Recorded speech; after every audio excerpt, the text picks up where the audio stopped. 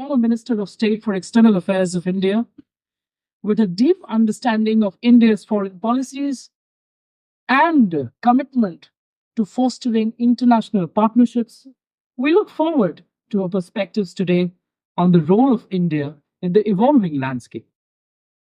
I have personally interacted with her on multiple occasions, and she has been as dynamic as she has been. And today, it is our pleasure to welcome her once again, Srimati Meenakshi Lekhi, on the dais. Thank you.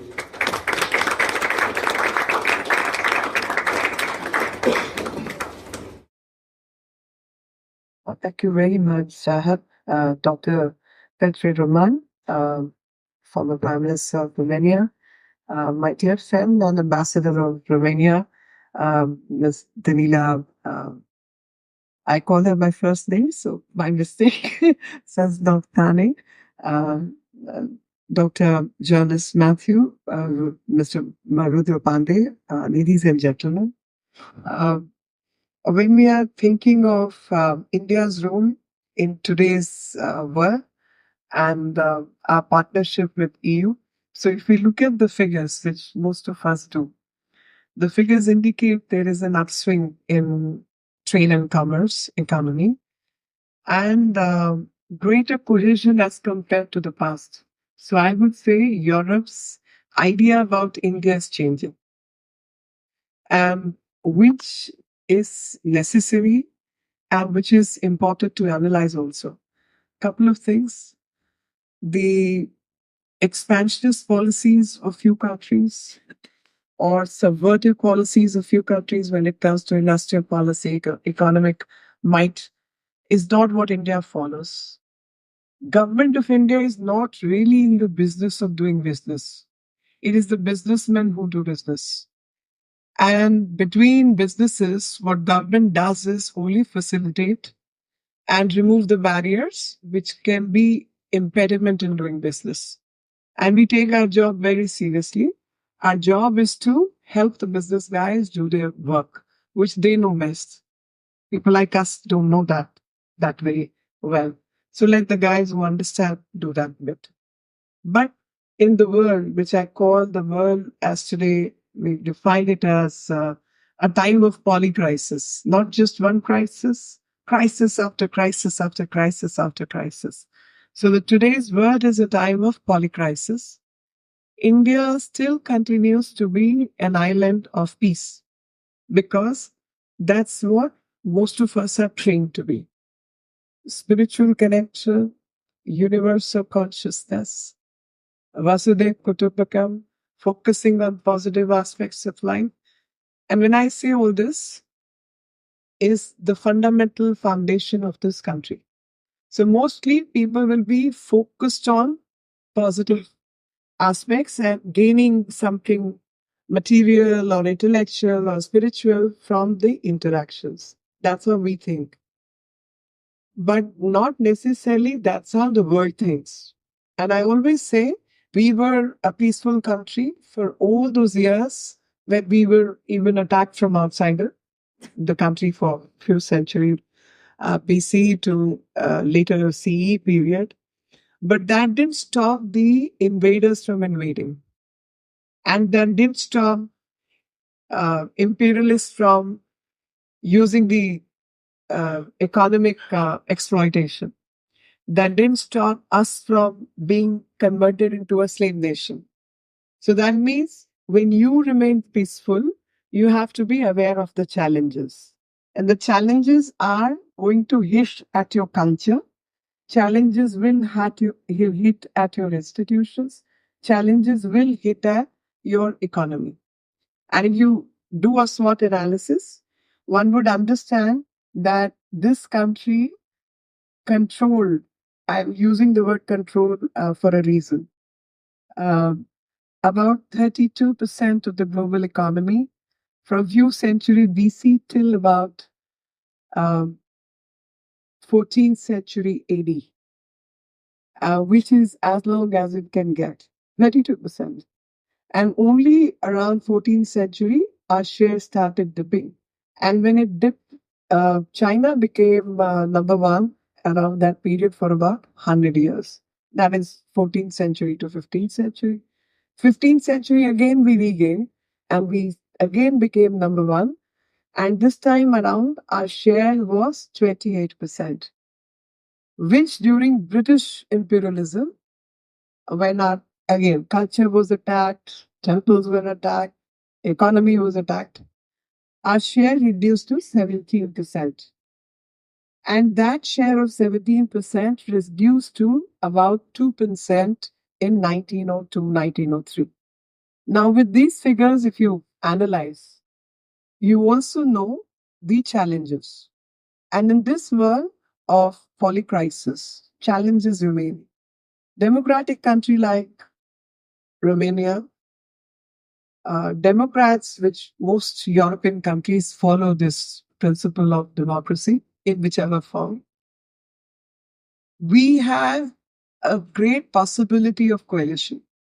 We understand what value democracy brings to the society. We all understand what value trade and commerce can add and how important trade and commerce is for sustaining even the values. So, in our language, we say, uh, "Bhuke pet na bhaje Gopala," which means that if you're starving, you cannot think of the God. So if you have to think of the God, you have to think of economy. If you have to think of institutions, educational, legal, democratic institutions, you have to think of economy so that that sustenance comes from there. At the same time, at a political level, we need to handle things like money laundering. We have to handle things like counterterrorism. We have to think about defense industry. We have to think about things because you have certain neighbors in the neighborhood, which you can't change, who you cannot change. For centuries, you could change, you can't change them. So you have to be ready for those crisis situations. At the same time, handling the crisis situation becomes still more important because you have to protect your own values. And that's where I see Romania and India having a common goal of sustaining a peaceful atmosphere in our respective neighborhood, in our countries. And for sustaining a peaceful atmosphere, we have to go to the core. And the core of aggression, core of uh, the transformation, core of the challenges. And those challenges need to be handled. And Prime Ministers repeatedly said that this is a time where you should handle things with dialogue, diplomacy, and discussion. So diplomacy, discussion, and dialogue becomes imperative. And this is not a time of war, this is a time of peace. But how will peace be achieved until and unless there is a discussion about the core issues which are challenging the peace? We can't remain, uh,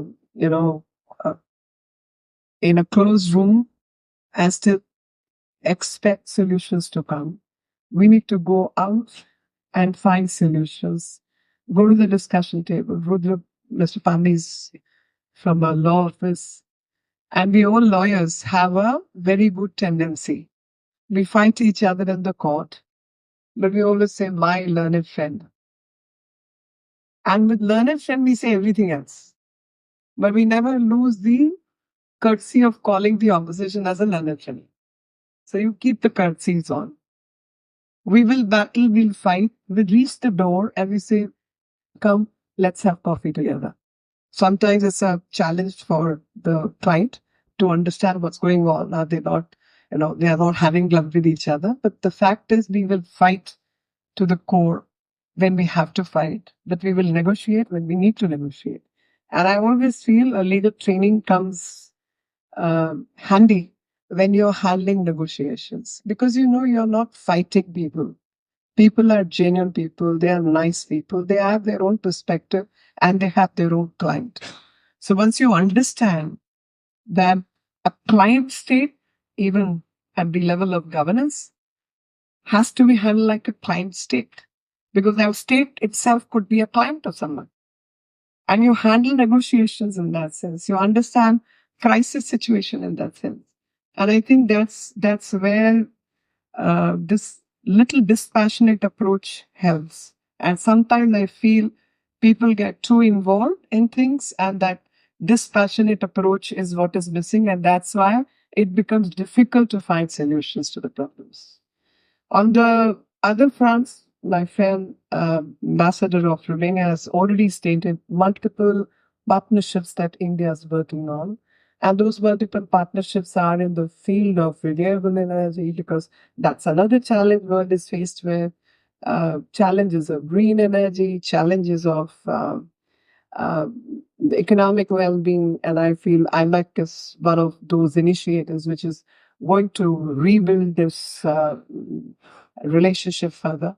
The strategic partnership, EU-India relationship has evolved itself into strategic partnership, which is energy, trade, service, goods, partnerships, education, defense. You say it, and we are all mostly there.